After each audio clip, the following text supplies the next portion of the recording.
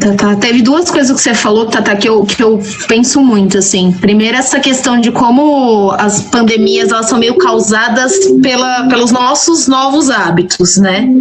Cada vez que surge uma está associado geralmente ao nosso avanço tecnológico ou alguma coisa que a gente tem feito aí para acarretar nela. E aí depois a gente tem que se adaptar novamente e ver como que a gente conserta essas questões, né? Que nem você falou da peste negra e tal, né? Então, eu acho que todas essas pandemias que a gente tem enfrentado, mesmo o HIV também, que também entrava nesse aspecto, eu acho que a gente tem que pensar muito como o que a gente tem feito e o nosso avanço vai trazer as próximas, porque a gente ainda fala das próximas, como isso aí vai acontecer. E é assustador que a gente tem exatamente as mesmas formas de evitar, né, ou de reduzir a prevenção aí dessas doenças. Tipo, desde da peste negra é a mesma coisa que a gente faz, né? É bizarro isso, eu não sei se tem, na verdade, outra forma de se fazer, né? E aí que tá a nossa fragilidade humana mesmo da questão. Eu penso muito sobre isso. De repente eles não estão aqui para fazer essa discussão, mas valeria a pena puxar essa discussão, né, que você está colocando. Como as nossas atitudes influenciam. Tem vários estudos por aí falando das mudanças climáticas,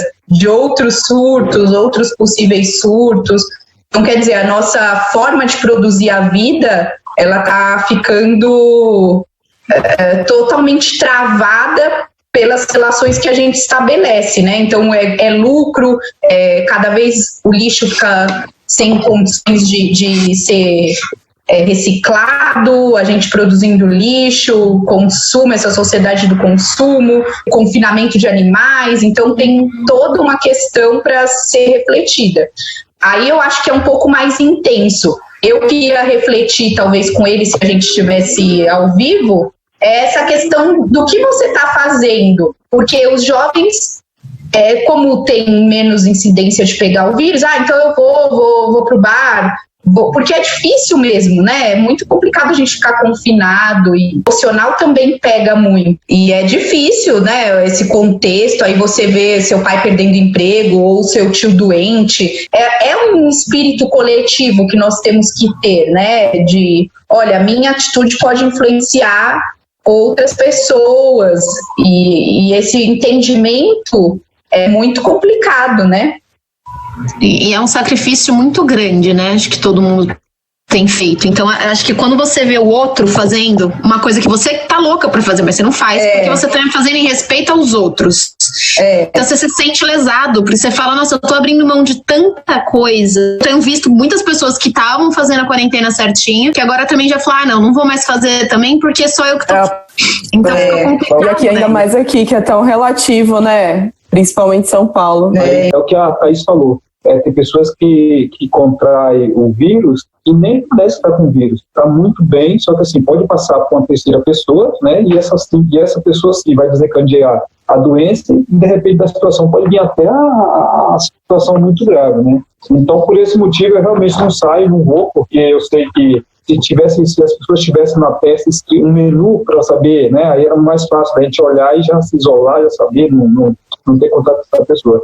Mas faz muito sentido, realmente, as pessoas não têm consciência. E como eu estou na rua diariamente, todos os dias, desde essa pandemia começou até hoje, eu não tenho um dia sem trabalhar, porque eu trabalho com alimento. Então eu vejo nas ruas lá, nos meus clientes, os relatos, né? Fulano morreu, fulano está internado, fulano está ruim, fulano está com tantos por cento do pulmão atingido, fulano está só esperando o decreto do médico. Então, assim, eu vejo isso diariamente, né? Eu me cuidando sempre, tendo certo cuidado além do normal por conta disso. Na semana passada me desencadeou uma crise de labirintite e eu já levantei pensando, coronavírus. Só que daí tinha algumas observações, por exemplo, eu não estava com febre, eu não estava com o corpo dolorido. Então eu falei, bom, coronavírus não é, mas eu tenho que ir no médico. E agora, ir no médico, nessa época, não está fácil ir no médico.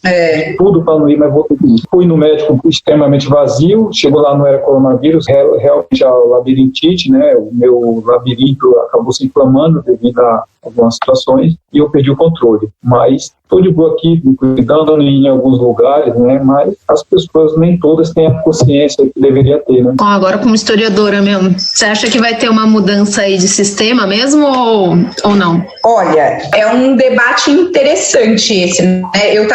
Como eu falei para vocês antes, eu estava fazendo a disciplina como aluno especial de economia política. O meu professor de economia, ele acha que é o fim do capitalismo, né? Ele está fazendo até um grupo de pesquisa sobre isso, como vai acontecer uma mudança. Então, ele está estudando transformações que, na hipótese que ele está criando, ele e o grupo de pesquisa dele, é uma transformação no modo de produzir a vida. Lógico, os estudos dele estão muito mais avançados que os meus. Eu, me baseando, por exemplo, pelo que o Lenin, que foi um pensador da Revolução Russa, diz, né?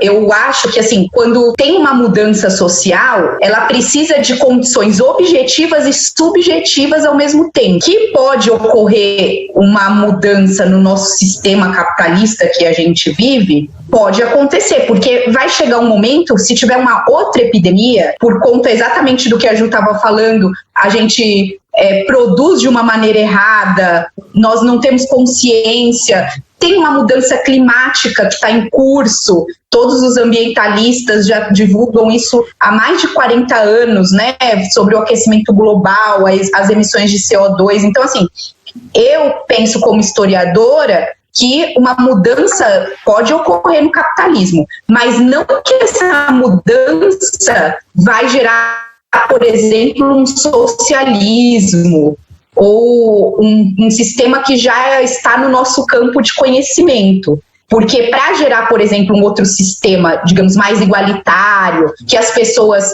refletissem sobre o coletivo, que tivesse uma distribuição de renda favorável, era necessário ter as condições subjetivas, que é o que o pensador que eu citei diz, o Lenin.